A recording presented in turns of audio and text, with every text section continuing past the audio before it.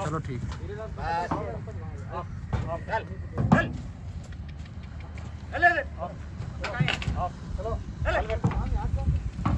करते हैं यहाँ पर बहुत बहुत पुष्कर मेले में। बहुत ये हमारे जो यूट्यूबर्स हैं सारे के सारे लाइन बताते हैं, ये सारे यूट्यूबर्स आपका यहाँ पर जो खड़े हैं सब स्वागत करेंगे आपका, और आपके धनतेरस को भी आपकी शुभकामना देते हैं। जी बिल्कुल, बहुत बहुत धन्यवाद।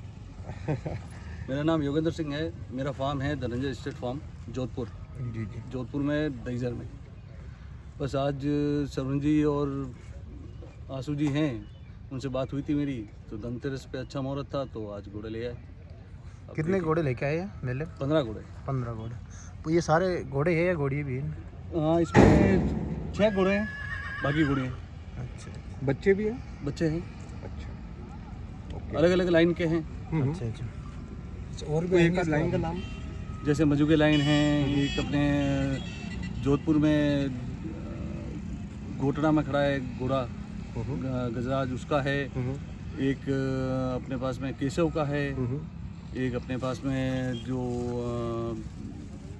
मोरध्वज है उसका है जोधपुर में। मतलब सारे लाइन के हैं तो अपने आप पास में। हर साल ही आते हैं? नहीं, इस बार मैं पहली बार आया। क्या बात करें? जी बिल्कुल। कैसे आना हुआ, कैसे विचार आया दिमाग में? विचार ये है सर कि मेरे फोरफादर्स के टाइम से मैं घोड़े रख रहा हूँ, पर ये है कि पुष्कर मेले में लाने का कभी मौका नहीं मिला।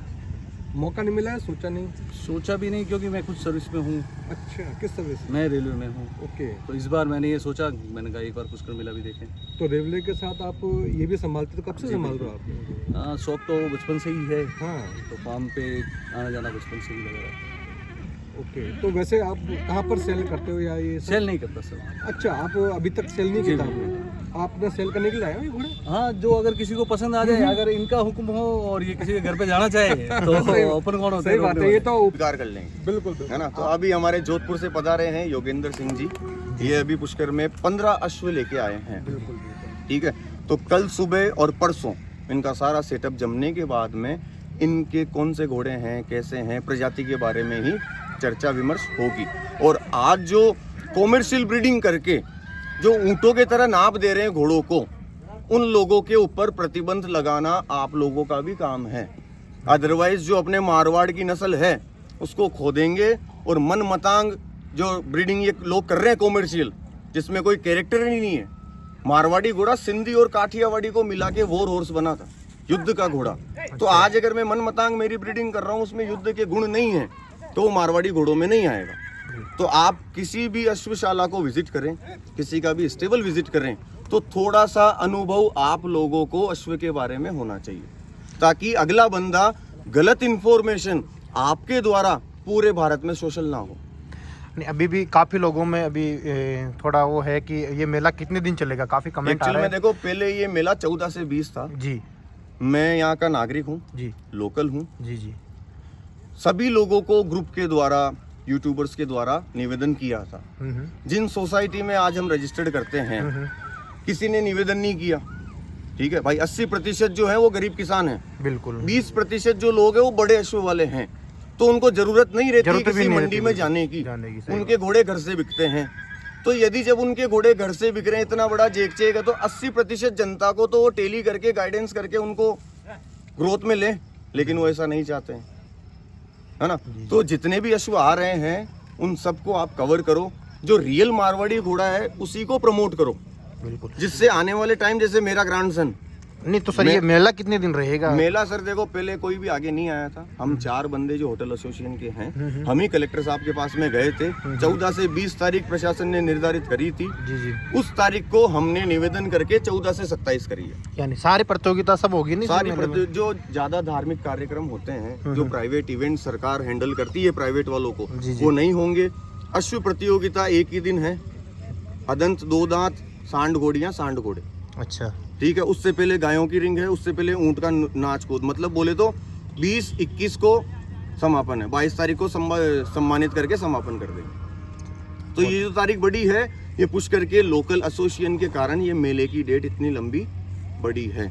तो इसी मेले में हमारे जो डायरेक्टर हैं नवीन परियार जी, उनके थ्रू होटल एसोसिएशन वालों को मैं सम्मानित मंच पे करवाऊंगा, जिनके कारण आज हम सभी एक परिवार की तरह बैठेंगे। जी जी, चर्चा विमर्श होगी, किसका घोड़ा किधर है, क्या नहीं है, किसके पास क्या है, ये सारा अनुभव आने वाले पशुपालक को भी मिलेगा।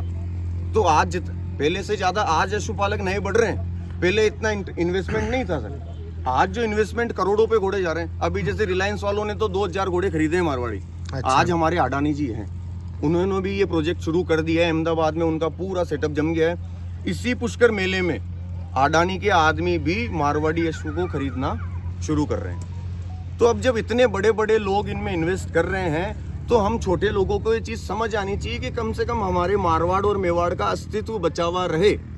अदरवाइज दूसरे राज्य वाले पैसों से खरीद के मेहनत ले जाएंगे और यहाँ पे कुछ भी नहीं छोड़ेंगे।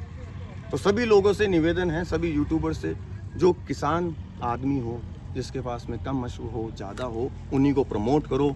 जिनके ऑलरेडी प्रमोशन है, जिनका ऑलरेडी प्रमोशन है, उनके कंपटीशन देखो कि वो रिंगों में क्या करते हैं। उस समय पब्लिक को जागृत करो।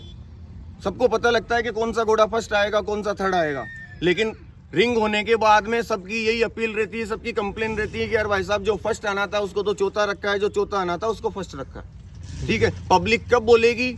जब प्रवक्ता बोलेंगे, रिपोर्टर बोलेंगे। जन की आवाज को कोई नहीं दबा सकता। सही बात है, जन की आवाज उठानी तो चाहिए। आप लोग थोड़ा सा इसमें ट्विस्ट पैदा करोगे, कंट्रोवर्सी शुरुआत में चलेगी, लेकिन सार अच्छे डायरेक्शन में जाएगा। अपन यही चाहते हैं कि भाई घोड़े की लाइफ बढ़े।